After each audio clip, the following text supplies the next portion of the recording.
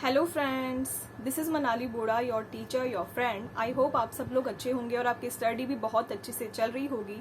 तो फ्रेंड्स, हम standards on auditing का रिवीजन कर रहे थे और आज जो हम स्टैंडर्ड रिवाइज करने वाले हैं वो है ऐसे 220 quality control in audit of financial statement. ये ऐसे थोड़ा सा कंफ्यूजिंग है, लेकिन हम इसको बहुत अच्छे से कवर करने वाले हैं। अगर आप वीडियो को एंड तक देखोगे तो आपको जरूर ये समझ आ जाएगा। एंड फ्रेंड्स, इसके अलावा अगर आपको अच्छा लगता है तो मेरे वीडियोज़ को लाइक, शेयर एंड सब्सक्राइब जरूर करें और मुझे कॉमेंट में लिख के जरूर बताएं आपको कैसा लगा। इससे मुझे बहुत ज्यादा मोटिवेशन मिलती है। तो फ्रेंड्स, अब हम स्टार्ट करते हैं ऐसे 220 quality control in audit of financial statement. इसे स्टार्ट करने से पहले आपको एक बात समझनी होगी। एक होता है SQC1 और एक है ऐसे 220। SQC1 क्या है? स्टैंडर्ड ऑन क्वालिटी कंट्रोल, जो कि फर्म पे एप्लीकेबल होता है, मतलब फर्म को कैसे क्वालिटी कंट्रोल करना चाहिए उसके रिगार्डिंग रूल्स होता है। और 220 होता है ऑडिट के अंदर जो क्वालिटी कंट्रोल करते टाइम पे एंगेजमेंट जो पार्टनर होता है उसको कैसे क्वालिटी कंट्रोल करना चाहिए। ठीक है फ्रेंड्स, तो जो SQC1 है ये तो क्या है, SQC जो होता है वो सारे के सारे एंगेजमेंट पे एप्लीकेबल होता है, चाहे वो एश्योरेंस एंगेजमेंट है, चाहे ऑडिटिंग एंगेजमेंट है, चाहे वो रिव्यू एंगेजमेंट है, सबके ऊपर एप्लीकेबल होता है। लेकिन जो स्टैंडर्ड्स है ऑडिटिंग, तो वो ऑडिट के ऊपर ही एप्लीकेबल होते हैं। ठीक है फ्रेंड्स, यहाँ तक आपको समझ में आया होगा। अब हम बात करते हैं एक फर्म का कॉन्स्टिट्यूशन कैसे होता है। तो फर्म के अंदर पार्टनर्स होते हैं, इसके अलावा कुछ एम्प्लॉयज हो सकते हैं, ऑडिट स्टाफ हो सकता है, जैसे आर्टिकल्स वगैरह भी हो सकते हैं।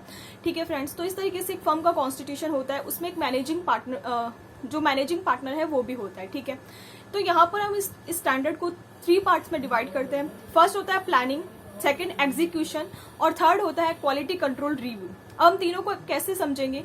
सबसे पहले प्लानिंग स्टेज पे देखें तो कोई भी फर्म है उसके पास में कोई ऑडिट आई तो उसको सीधा एक्सेप्ट नहीं करना चाहिए। मतलब अगर कोई कंपनी की ऑडिट आई, उसकी अर्निंग्स बहुत ज्यादा है, फाइनेंशियल स्टेटमेंट बहुत अच्छे दिख रहे हैं, लेकिन ये देख के सीधा उसको ऑडिट को एक्सेप्ट नहीं करना चाहिए। उसको ये देखना चाहिए कि क्या वहाँ पे क्वालिटी को मेंटेन किया गया है, क्या मैनेजमेंट की इंटीग्रिटी है, क्या ये सब भी देखना पड़ता है। तो प्लानिंग स्टेज में सबसे पहले क्या आता है?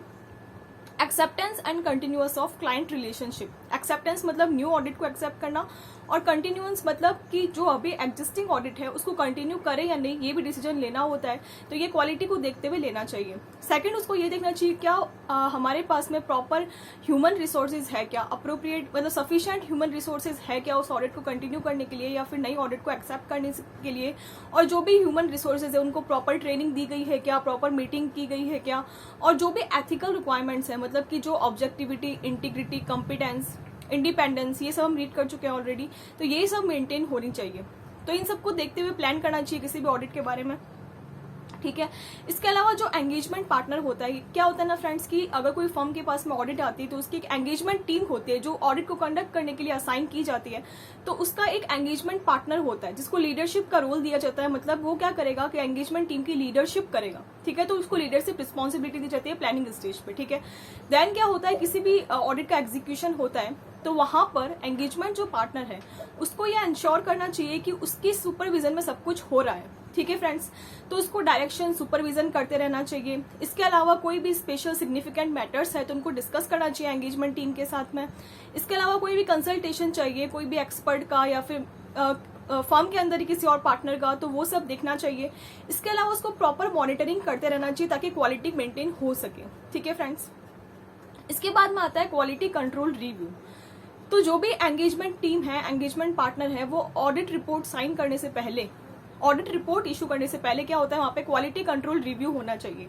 क्वालिटी कंट्रोल रिव्यू कौन करेगा और क्यों करेगा? तो क्वालिटी कंट्रोल रिव्यू नाम से ही पता लग रहा है, ये देखने के लिए कि ऑडिट के ड्यूरिंग क्वालिटी मेंटेन की गई है क्या, जो ऑडिट प्रोसीजर्स है, ऑडिट एविडेंस है वो सही है क्या, क्वालिटी मेंटेन है क्या, ये सब चेक करने के लिए क्या होता है, रिव्यू कराया जाता है। ठीक है फ्रेंड्स, रिव्यू 2 टाइप के हो सकते हैं। एक तो क्वालिटी कंट्रोल रिव्यू, एक जो ICAI है वो भी क्वालिटी को इंश्योर करने के लिए क्या करता है, कुछ सेलेक्टेड फर्म्स का क्या करता है, पीयर रिव्यू करता है, जो भी हम अलग चैप्टर में रीड करेंगे। ठीक है फ्रेंड्स, तो यहाँ पर क्वालिटी कंट्रोल रिव्यू के लिए कौन जाएगा? तो ये फर्म का कोई पार्टनर हो सकता है, फर्म का कोई एम्प्लॉय हो सकता है और एक्सटर्नल पर्सन भी हो सकता है। लेकिन यहाँ पर एक इंपॉर्टेंट बात आपको ध्यान में रखनी है कि वो मेंबर ऑफ इंस्टीट्यूट होना चाहिए, मतलब CA होना चाहिए, वही क्वालिटी कंट्रोल रिव्यू कर सकता है।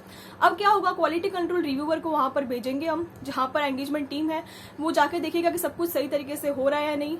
वो जो एंगेजमेंट पार्टनर है उसका तो मीटिंग भी कर सकता है, सिग्निफिकेंट मैटर्स को डिस्कस कर सकता है। उसके बाद में क्या होगा कि वो क्वालिटी पे अपनी रिव्यू रिपोर्ट देगा और उसका डॉक्यूमेंटेशन भी करेगा। ठीक है, यहाँ पर दो टाइप की डॉक्यूमेंटेशन होंगे, एक तो जो क्वालिटी कंट्रोल रिव्यूअर है वो करेगा, इसके अलावा जो एंगेजमेंट पार्टनर है वो करेगा, ठीक है। इसके अलावा आपको एक और बात ध्यान रखनी है स्टैंडर्ड में, सबसे लास्ट बात है ये कि जो भी एंगेजमेंट पार्टनर है जिसने ऑडिट की है, इसके अलावा कोई पर्सन साइन कर सकता है कि ऑडिट रिपोर्ट को, तो इसका आंसर है हाँ, वो कर सकता है। लेकिन जो भी पर्सन साइन कर रहा है उसके अलावा पार्टनर, उसको क्या करना चाहिए, अपनी ड्यू डिलिजेंस दिखानी चाहिए, उसको खुद को इंश्योर करना होगा कि जो क्वालिटी है वो मेंटेन की गई है या नहीं। इसके साथ ही हमारे स्टैंडर्ड कंप्लीट होता है। मेनली हमने स्टैंडर्ड में यही देखा कि जो क्वालिटी कंट्रोल पॉलिसी प्रोसीजर बनानी चाहिए फर्म को भी, और ऑडिट के ड्यूरिंग भी उसकी पालन करना चाहिए, ठीक है फ्रेंड्स। इसके साथ ही हमारा स्टैंडर्ड कंप्लीट होता है। आई होप आपको समझ में आया होगा। हमने 5 मिनट्स में पूरा स्टैंडर्ड कवर कर लिया है। तो अगर आपको अच्छा लगा तो शेयर जरूर करना। तो मिलते हैं नेक्स्ट रिवीजन लेक्चर में। Thank you.